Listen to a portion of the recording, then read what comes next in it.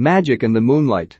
Berlin, 1928. Stanley Crawford, Colin Firth, is a British illusionist magical debunker performing a show under the role of Wei Ling Su, a Chinese magician.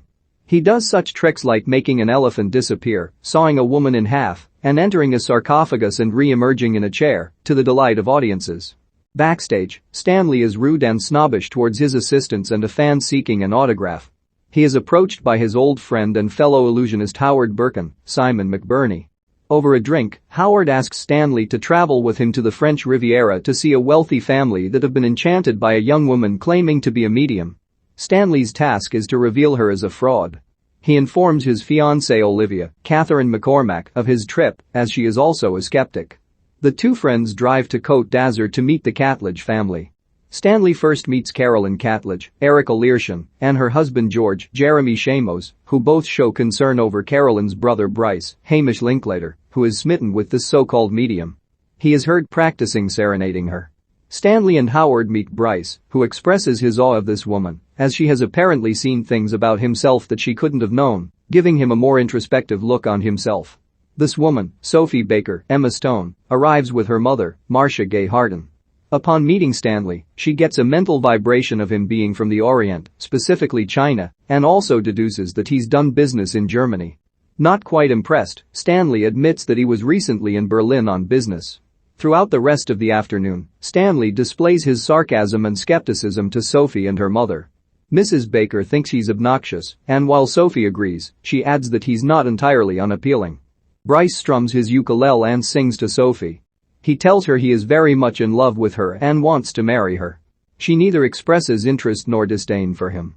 That night, the Catledges gather for a séance in which Sophie attempts to communicate with the deceased husband of Bryce and Carolyn's mother, Grace, Jacki Weaver. Grace is eager to see if she can really speak to her husband. The family connects hands with each other and Sophie as she attempts to make contact. She beckons the spirit to knock once for yes and twice for no. A knock is heard, and Stanley keeps his eyes peeled for anything. Suddenly, a candle begins floating in the air. Everyone, even Stanley, is baffled. Howard reaches to grab it, but sees no evidence of a wire or anything.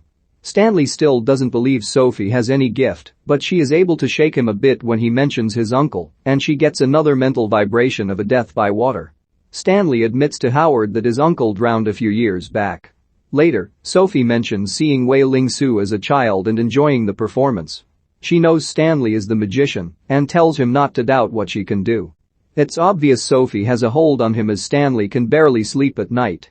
Stanley invites Sophie with him to go out on the town. She enjoys eating a lot, to Stanley's surprise. She even mentions information about Olivia and an older flame of Stanley's. On their trip home, his car breaks down. He spends hours taking the engine apart and putting it back, but to no avail. A thunderstorm starts happening, scaring Sophie and making her think they'll die. She and Stanley run for shelter and find a nearby observatory. Stanley recognizes it from his youth. They go inside where he keeps Sophie clothes so she stays warm. He then takes her near the telescope and opens the roof, where they see the moon and stars up above. Stanley takes Sophie to the home of his aunt Vanessa, Eileen Atkins, something of a mother to Stanley. Sophie asks Vanessa to hand her some type of jewelry, and she gives Sophie her pearl necklace. From holding it, Sophie determines a love affair of Vanessa's, as the necklace was given to her by a man that could not be with her because he was still married. This cracks Stanley, causing him to believe in Sophie's gifts and acknowledge her as the real deal. Everyone attends a fancy and lavish party. Stanley is dancing with Vanessa, while Sophie cuts a rug with Bryce. They switch partners, giving Stanley and Sophie a chance to walk together. She asks him if he has thought anything of her lately as a woman. He awkwardly responds that he hasn't even seen her in that way, specifically as a woman, but he has become pleasantly surprised by what he's seen from her regarding her gifts. Sophie leaves disappointed. Sophie goes for a swim in the Catledges' pool. Bryce continues to serenade her and then has the butler bring in a bunch of dresses that Sophie had been checking out in town. The family holds another séance where Grace asks her deceased husband if she was always his only woman. One knock for yes. She then hesitantly asks if he ever had an affair with a specific woman she names. Two knocks for no. Grace is overjoyed. Stanley, Sophie, and her mother gather with reporters for a press conference. Everyone asks Stanley about his new feelings regarding this type of magic or how he feels now as a skeptic. Moments later, someone comes in to tell Stanley that his aunt has been in a car accident. He immediately steps out. At the hospital, Stanley is told that Vanessa is being treated by doctors. He sits down and starts to pray. For a moment, it appears that he really believes what he's saying, until he comes to a realization. He quickly dismisses all his beliefs and goes back to thinking Sophie is a fraud. Stanley returns to the Catledge home to confront Sophie. He asks her how she could not have seen the car accident and warned him about it. He leaves the room with Sophie and Howard alone. It is then that we learn that the two of them conspired to trick Stanley. Howard knew Sophie was a fraud, but he wanted to really get Stanley after years of being second best to his more successful friend. Stanley then turns around in his chair to show that he was listening the whole time.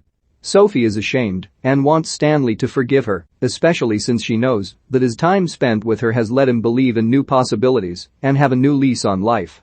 Despite this, Stanley refuses to forgive her. Vanessa makes a full recovery, and Stanley picks her up and takes her home. When they get back, Stanley slowly begins to express his true feelings toward Sophie.